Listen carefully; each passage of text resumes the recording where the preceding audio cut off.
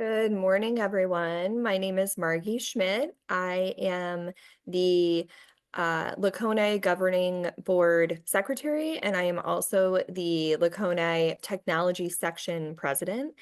This is our first event under the Technology Section, so we're happy to have you here with us.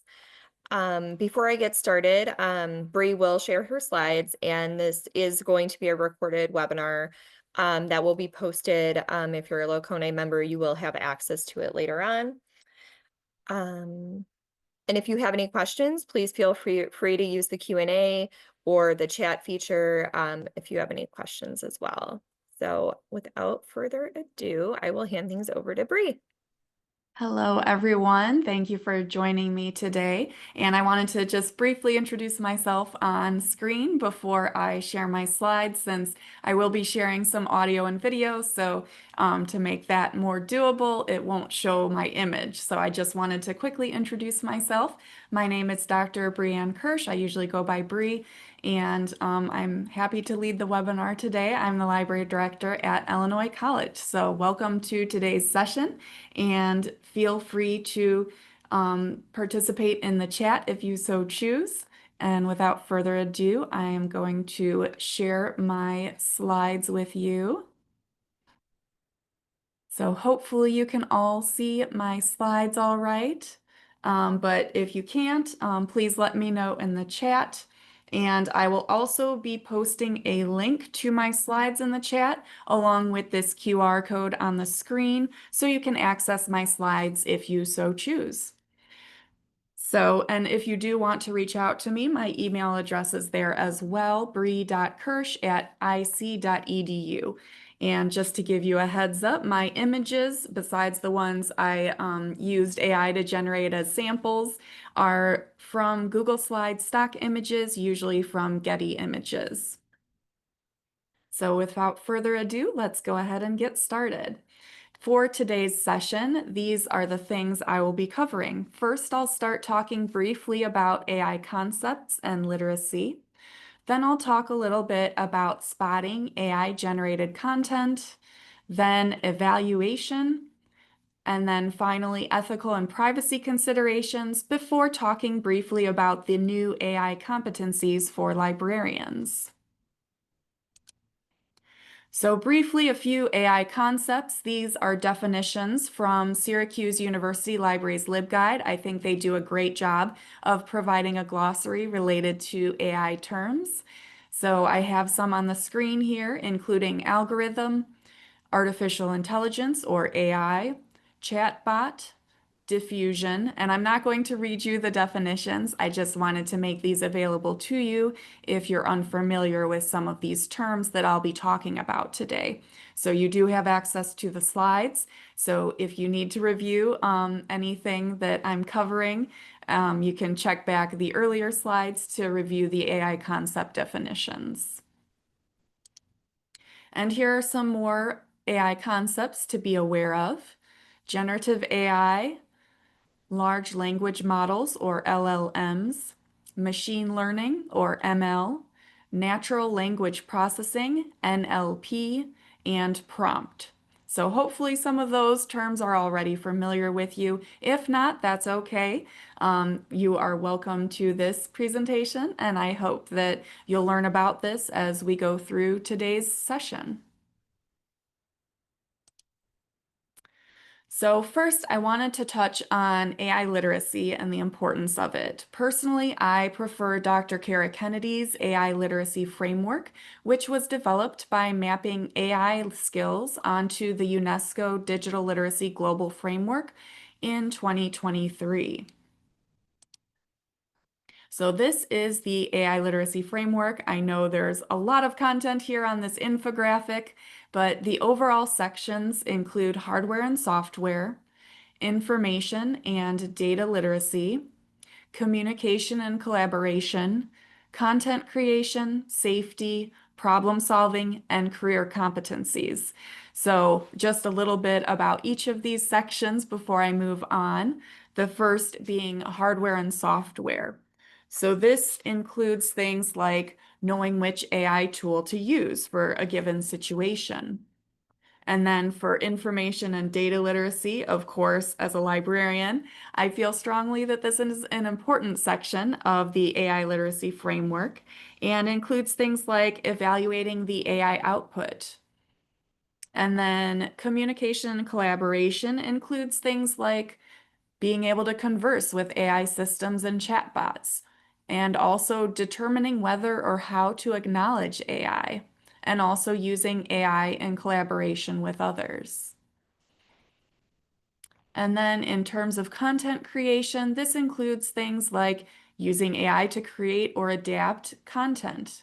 Also, understanding the legal and ethical issues involved with utilizing AI.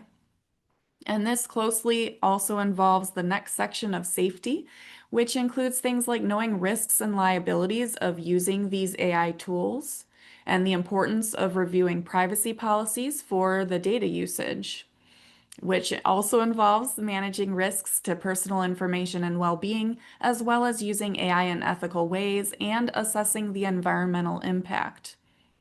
In terms of problem solving, this is another key area for information literacy that ties in directly to AI literacy. And this involves spotting hallucinations or inconsistencies in AI output and identifying skill gaps and continually learning how to utilize AI in effective and ethical ways. And then the final section involves career competencies. And this includes things like using or understanding how AI is being utilized in a specific field. So I like that this AI literacy framework, unlike some of the others I've seen, includes a section on career competencies because I think each different career out there is using AI in different ways and responding to AI in different ways. So I think it's important for our patrons as well as ourselves to understand that and that context is important. All right, and I should mention again, if you do have questions as I'm going, feel free to type those into the chat. I am doing the best I can to keep track of the chat as I'm going through, so if you do have questions, please put those in the chat as well. And feel free to introduce yourselves to each other for those that are attending live. Okay, so now I wanted to switch gears and talk a little bit about some tips for spotting AI-generated content. And of course, a caveat, AI detection tools can be unreliable. So if you do make use, if your library or institution makes use of AI detection tools, they are still in the early phases and they can be unreliable. So these tips come from the Government of Canada from 2024. I thought they were helpful tips and wanted to share them with you. So the first tips are under video. This includes things like looking at body language. And thank you, Nicole. I see your comment in the chat. Thank you for introducing yourself. So yes, feel free to introduce yourselves in the chat if you are here attending live with me. And so some of the tips for spotting AI-generated content under video include looking at body language, seeing if it looks natural or unnatural.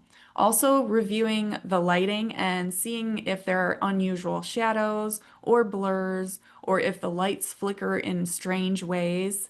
So lighting and shadows can be really helpful to look at for video. Also, unnatural or flat tones and unexpected background noises or choppy sentences can also be indicators of AI-generated video. In terms of images, this could include things like misplaced hands or fingers. And I will say this tip for spotting is becoming less helpful because the AI tools are getting better about doing hands and fingers correctly. So while the earlier AI-generated images had some strange things going on with fingers and hands, and it was easy to tell, unfortunately, well, fortunately or unfortunately, depending on your perspective, images have gotten better at hands and fingers. So while this is still a tip for spotting AI-generated images, it's becoming less prevalent. And then just like with video, looking at incorrect shadows or lighting can be helpful. Also, if there are misspelled words or fabricated letters, AI still struggles for the most part with creating real words and on images. So it does struggle with words in images. And then also looking for unusually smooth skin or clothing, as well as blurred backgrounds. And some AI tools are including AI watermarks, but keep in mind it's pretty easy to get rid of that watermark using Photoshop or other photo editing tools. So that's not always a giveaway.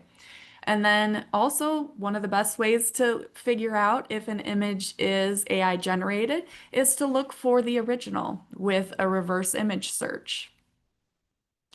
And then finally, under text, looking for robotic or matter-of-fact tone and emotionless text.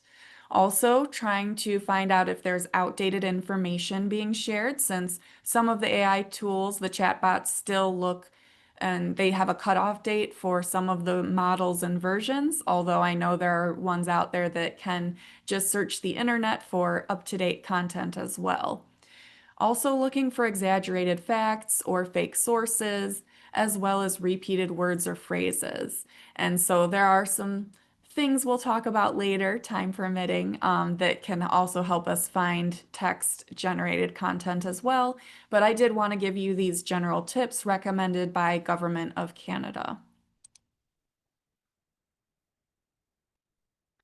All right, so let's play some sounds. This first one is a jazz song about AI, so I'm going to play it for you. And I won't play the whole thing, but just part of it. And feel free to respond in the chat what your reactions are to it. And also, please let me know in the chat if you cannot hear it when I play it. So I'll play it now.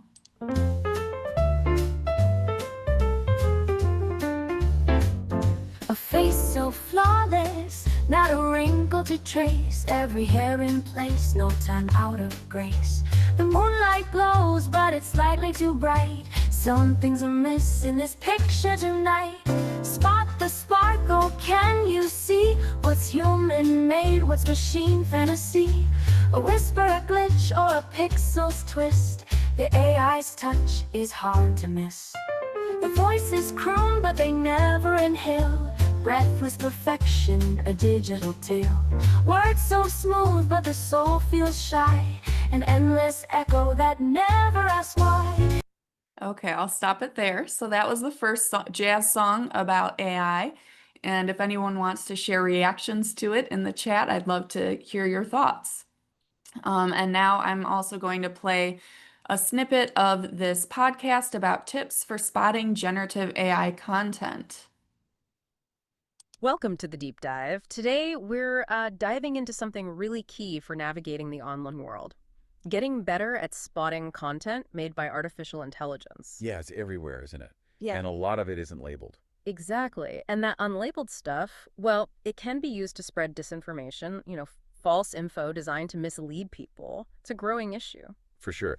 So our mission today really is to give you some practical, hands-on tips. We'll cover images, video, text. The whole package. Right. The goal is you'll be able to spot AI stuff more confidently and also kind of get why these tells exist. It's about being more critical online. Okay, let's kick things off then. AI-generated images. This is where you really need to put your detective hat on because Okay, I'll stop it there. It is almost 6 minutes long, so feel free to listen to the whole thing in the future if you would like.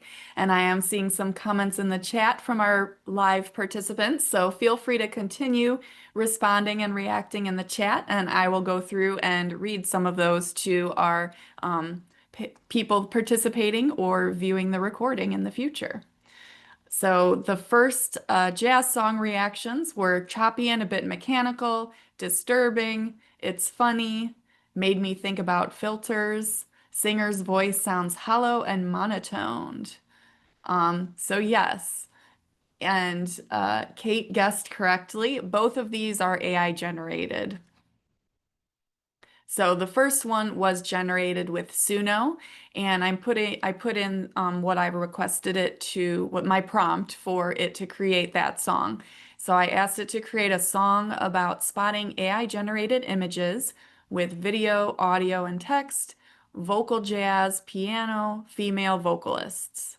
So that's what it produced. And so Suno can produce pretty accurate songs, I would say, depending on what you're trying to create. So I've done a few presentations for faculty and different groups, and I demonstrated Suno for them, and we created a song on the fly. And they wanted me to try to create a rap song with bagpipes and Celtic music. So it didn't quite do a really good job, but what Suno does is it gives you two options. For the song. So then you can see which option you prefer. And then you can publish or you don't have to publish it. You could just download an MP3 of it, etc. So if you aren't familiar with Suno and want to try out creating songs, that's the tool I would recommend since they have a free version available to you.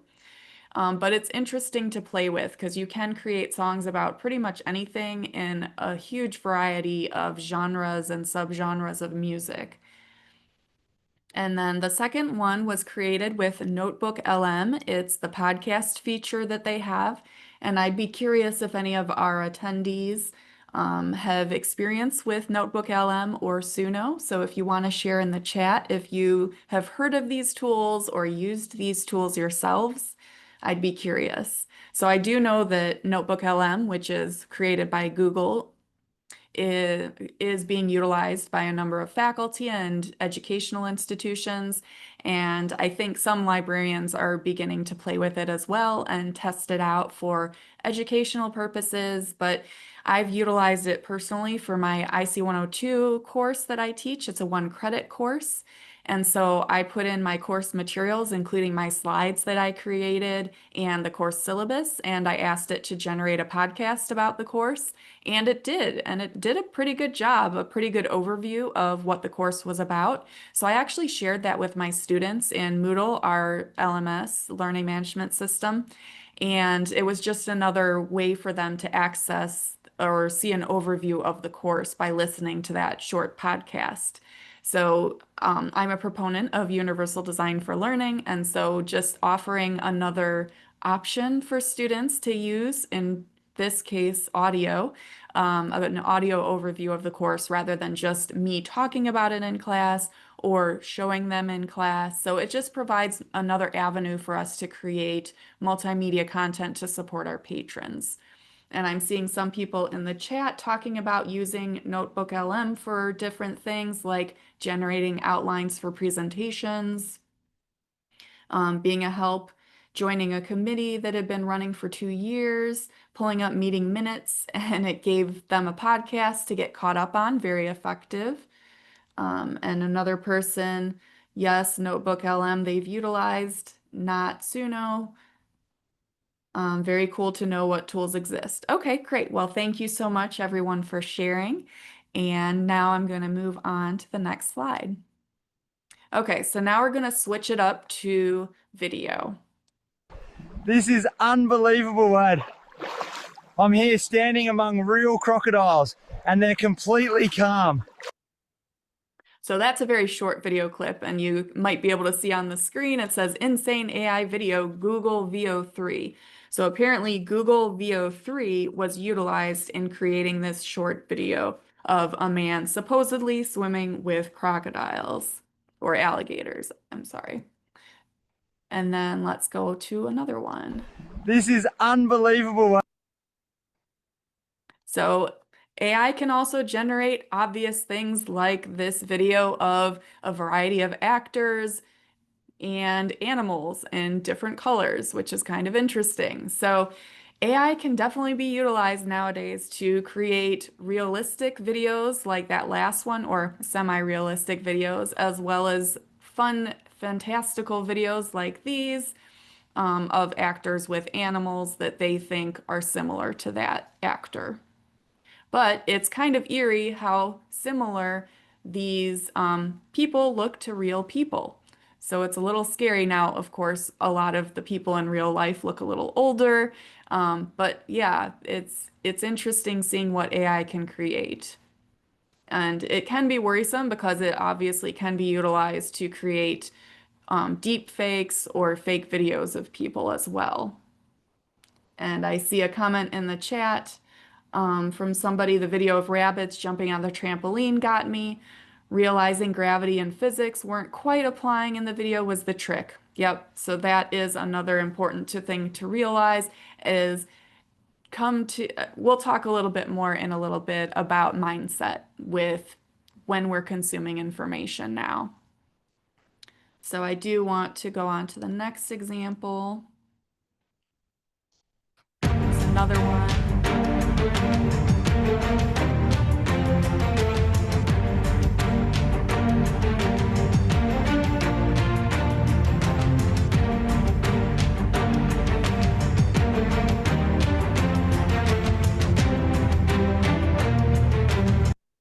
Okay, so that last one was actually a real video. I threw a real video in just to change things up and see if you would notice. So there are some very realistic videos out there now, and it can be really hard to tell if a video is real or AI generated now. So using some of those tips that the Government of Canada recommended that I shared earlier can help, but it can also be still challenging for us, like the person in the chat said about the rabbits jumping on the trampoline. I also remember seeing that video and thinking initially it was real, but then realizing, oh no, yeah, it's not real, it's AI generated.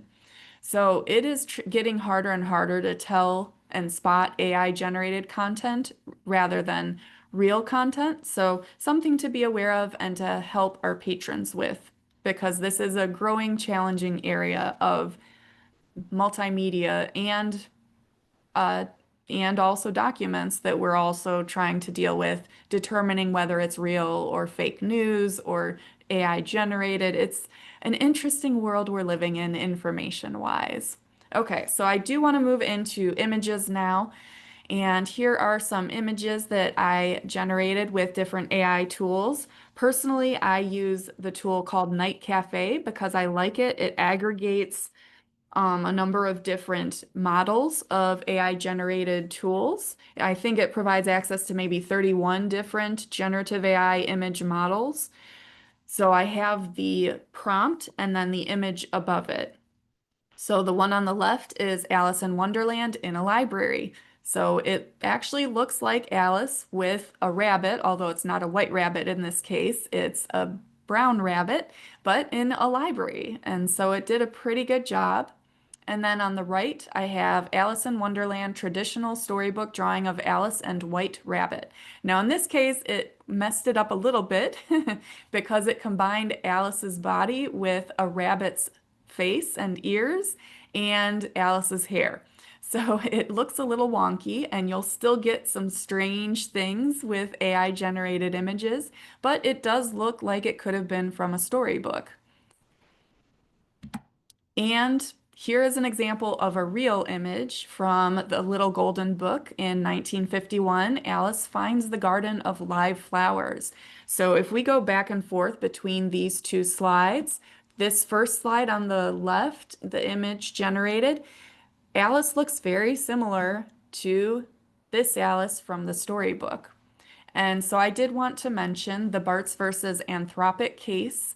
And for those that aren't familiar with it, I recommend checking it out. A case summary is artificial intelligence company Anthropic has agreed to pay $1.5 billion to settle a class action lawsuit by book authors who say their company took pirated copies of their works to train its chatbot. The federal judge determined that while Anthropic's use of copyrighted books to train its chatbot Claude was not illegal, the company had wrongfully acquired millions of books through piracy. So these AI-generated images and content are definitely closely related to images that were previously created and fall under copyright. So it's important for us to think about this as librarians, about how AI and AI-generated images and video affect copyright and how that might change things in the future. So just something to consider. Okay, a few more images as examples. On the left is a beach house with a library.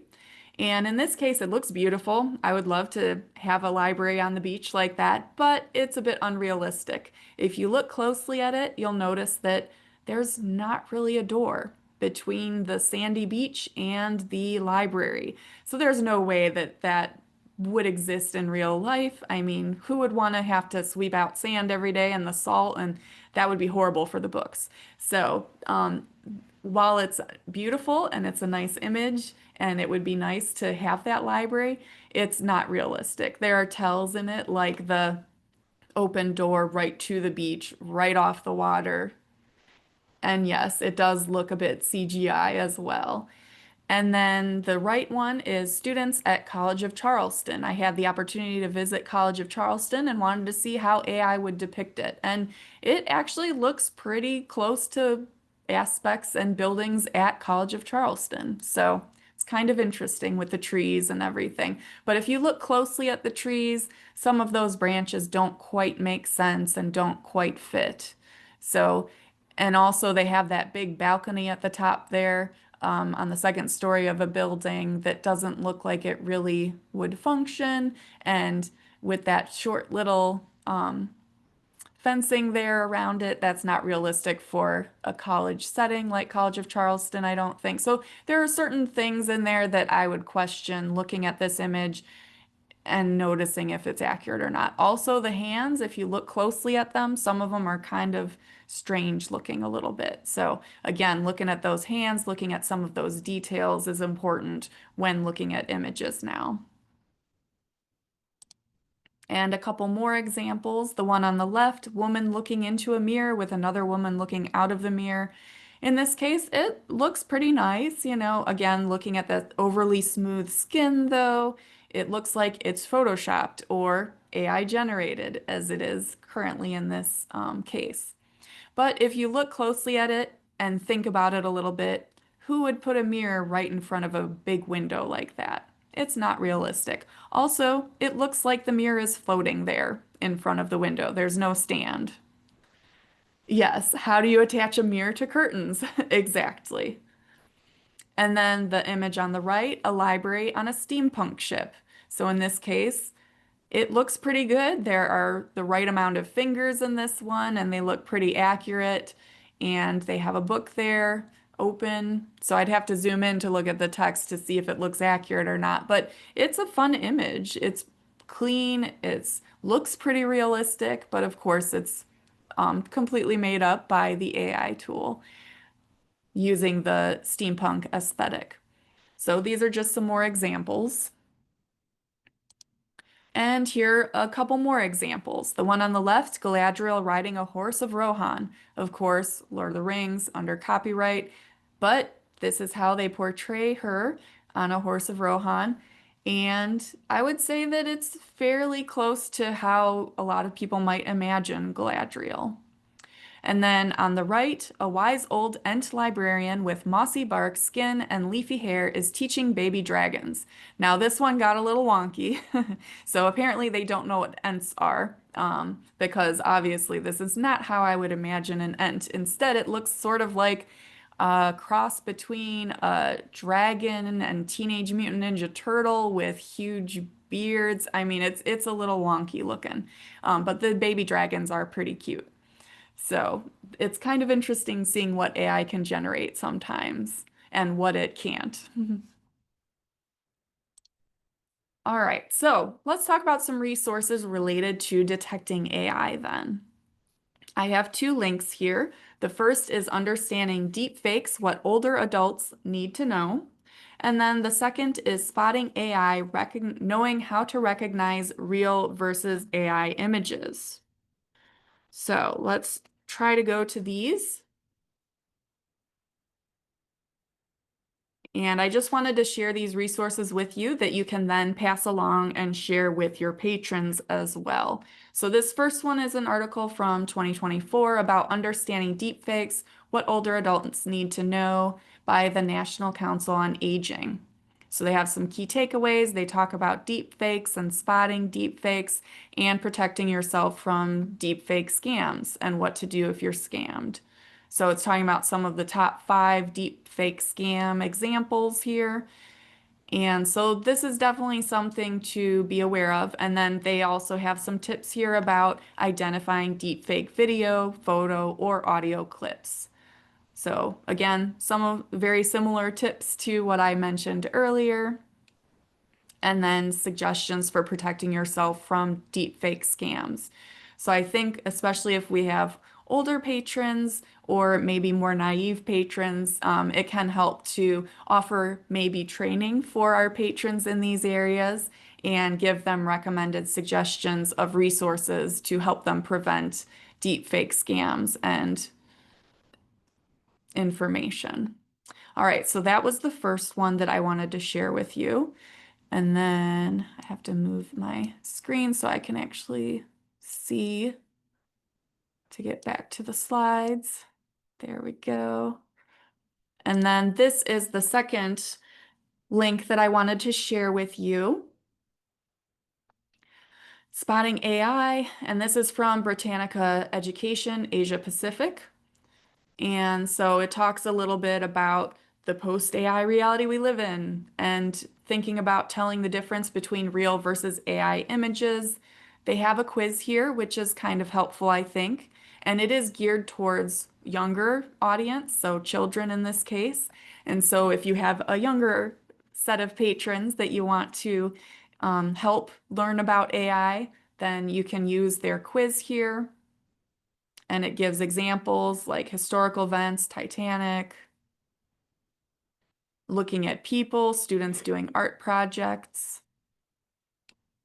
And then you can click to see the answers for any of these. For example, it shows you the things to look at. This one in this case is AI generated. Look at the misplaced hands. And then in this one, the hands align with the people. So that's the real one. So I like this resource because they have examples that are pretty similar together, and then you can click and see the answer. So this can be helpful for helping teach our patrons about detecting AI generated images. So let's try it out. Let's look at these. Let's try Q6, cities, Hong Kong at night. Which of these two do you think is the AI generated image? The top one or the bottom one? And I'll give you a moment to put in the chat which of these you think might be the AI generated image. And then we'll look at the answer. Okay, we have some guesses coming in. So far, it looks like everybody thinks the bottom one is the AI generated image. Let's click. And that is correct. It is missing buildings, and then there are accurate mountains in the background for the real image. So well done, everybody. And let's try this next one, natural phenomena, Q7, Aurora Borealis, the Northern Lights. Do we think the top one is AI generated or the bottom one?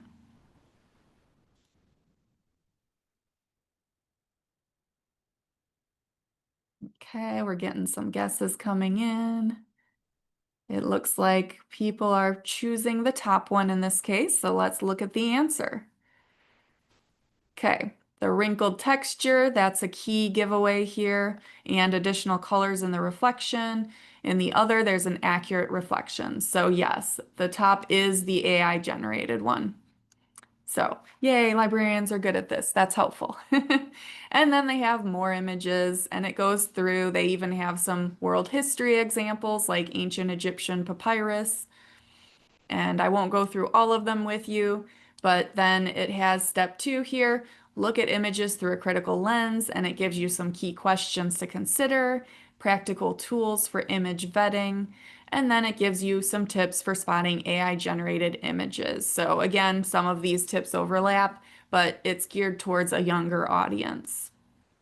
And of course, keep practicing and learning. It gives you some more resources and links to other things. So I did want to share those resources with you if you'll find that helpful when assisting your patrons.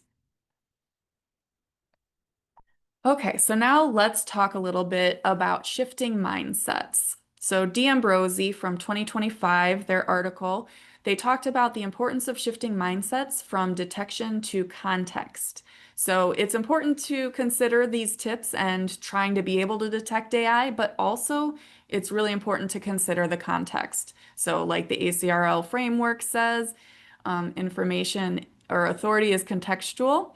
Similarly, information is contextual. So it's important to consider the source, Complete a reverse image search or a reverse search when possible. Also, think about what might be missing and look for confirmation from other sources.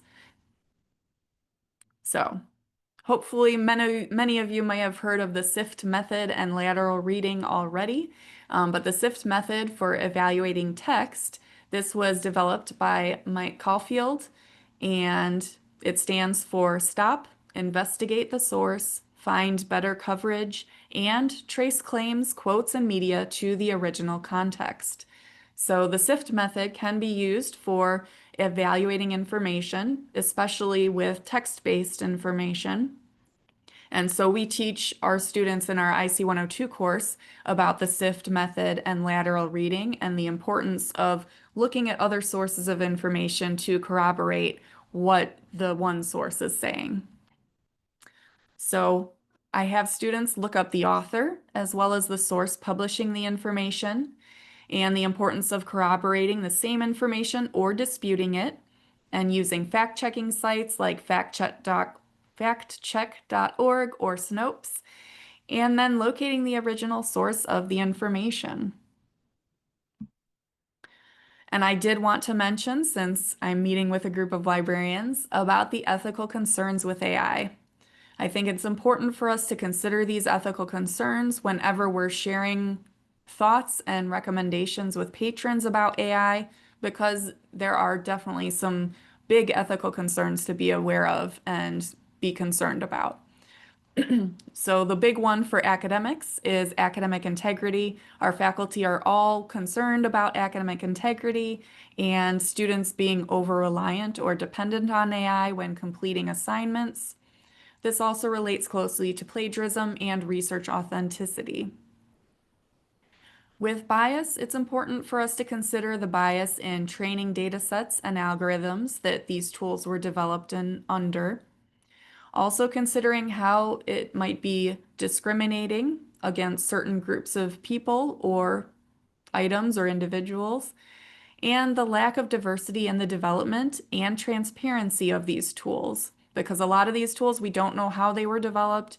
We don't know how they come up with the outputs for the AI tools. So responding to different prompts, we don't know the process usually.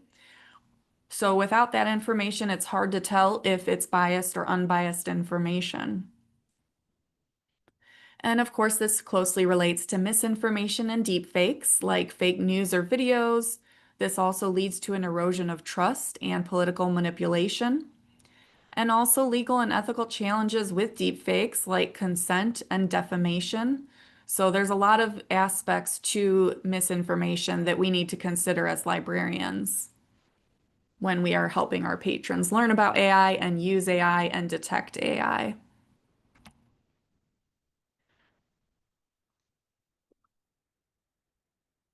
Okay, so yes, there are more concerns, unfortunately. Another important one for us as librarians is safety and privacy. This includes data security, surveillance. It also ties into malfunctions of self-driving cars or drones, and of course, informed consent. So it's important for us to help our patrons realize when they use these AI tools, the AI tools are collecting information from them.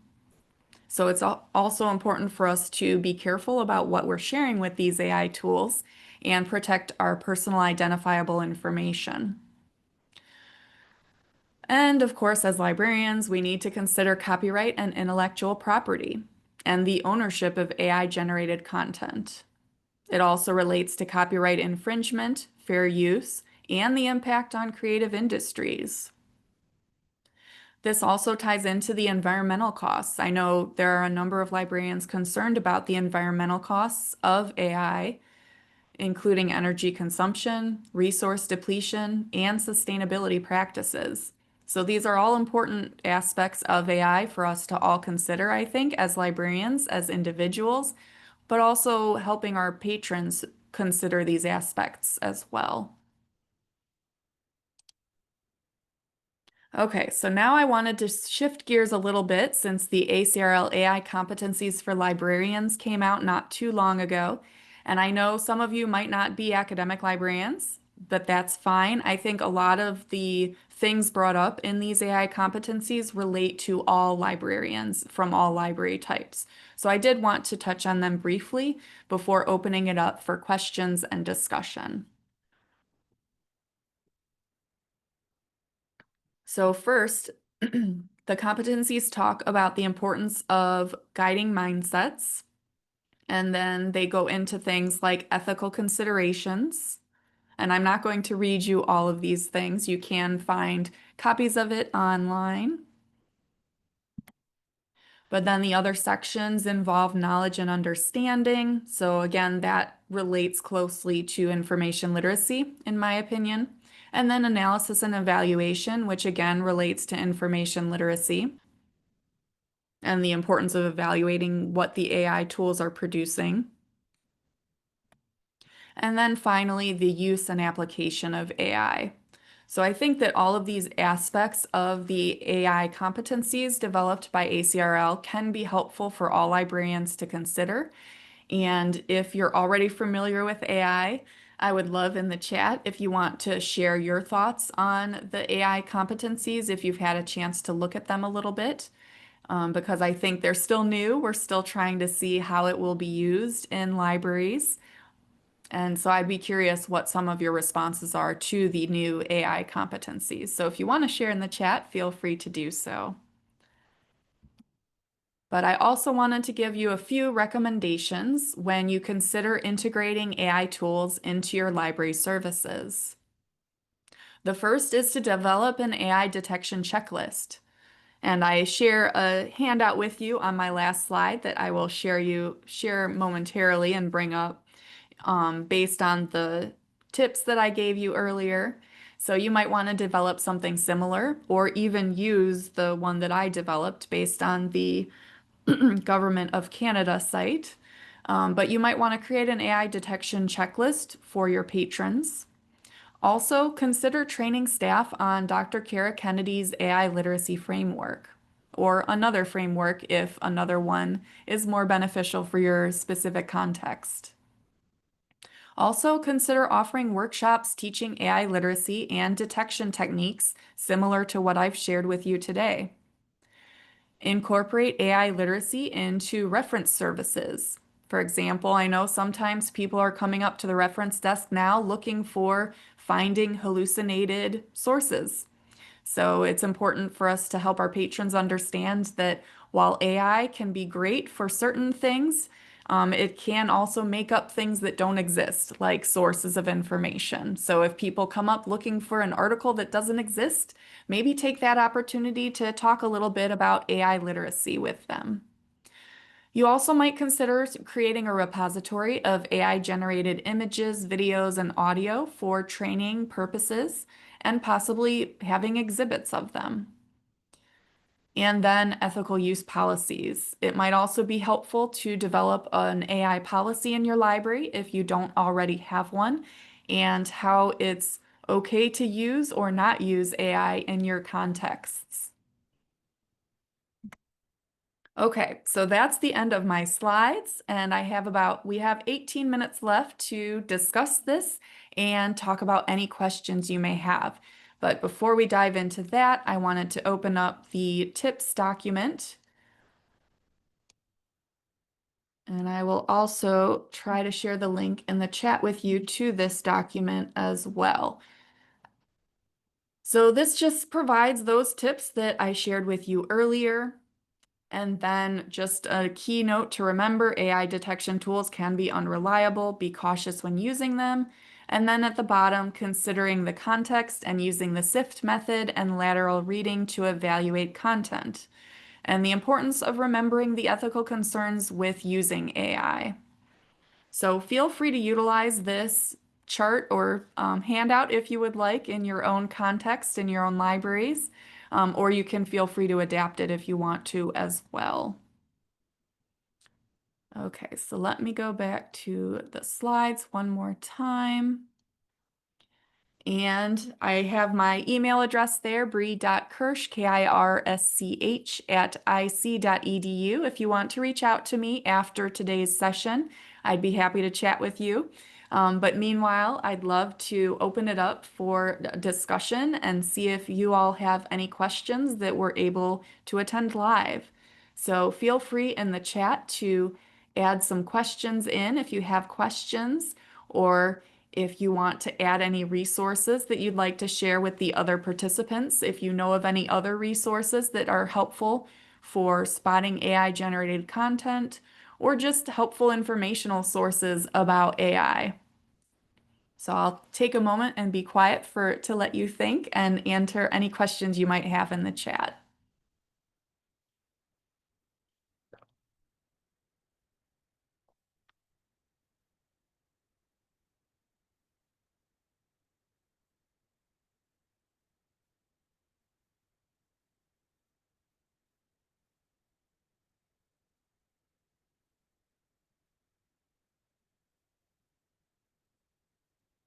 Okay, I'm not seeing any questions so far, so I'm going to stop sharing my screen.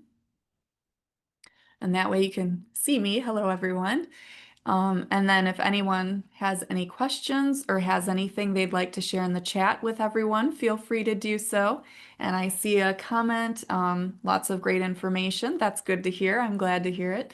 And then also another one says, we have a writing contest for kids taking place right now and have been putting the works through an AI detector. Any suggestions as to the best one? That's a great question, Tony. And I would say I do not have a recommendation on a best one. I have not been using AI detection tools myself just because it's tricky. And like I said, sometimes they aren't the best, and there are positive, sometimes false positives with using some of these tools. So I'd be curious if any other participants have used any AI detectors, and if so, which ones have worked for you. My institution is actually looking at getting an AI detection tool, and I'd have to look in my email to remember which one they're looking at. But they are considering getting an AI detection tool. So let me see if I can find that for you real quick while we're looking at the other questions.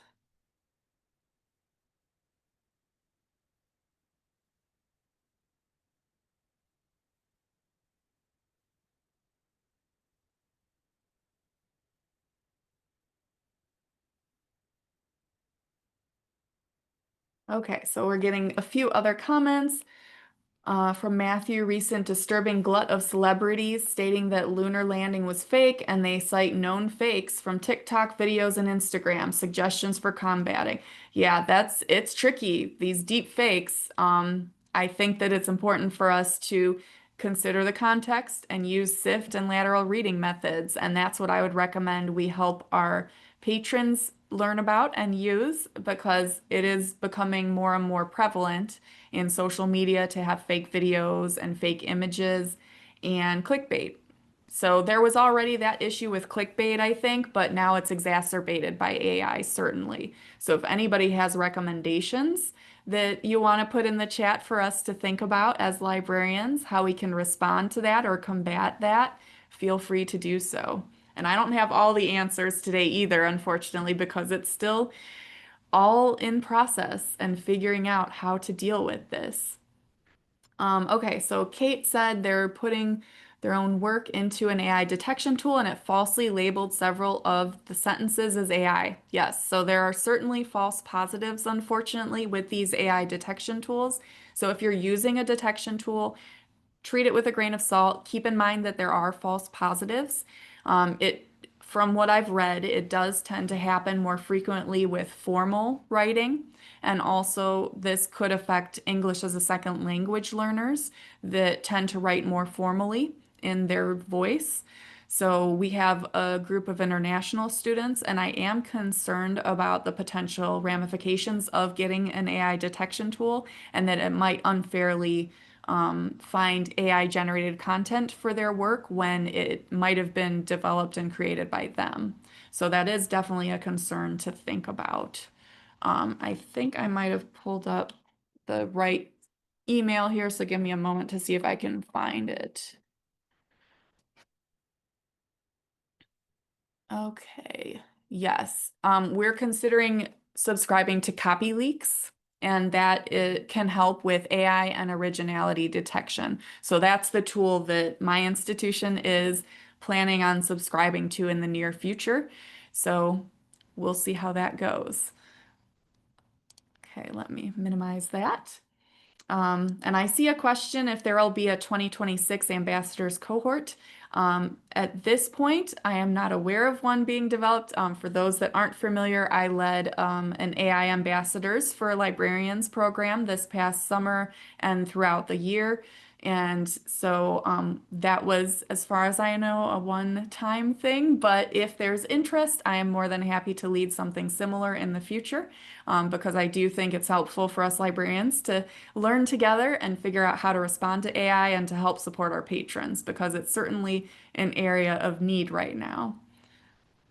I see a few more questions coming in, so let me read those. Nicole asked, do you have any recommendations for how someone could opt out of AI features in services provided by Microsoft, Google, Amazon, Netflix, etc., or is it just impossible now?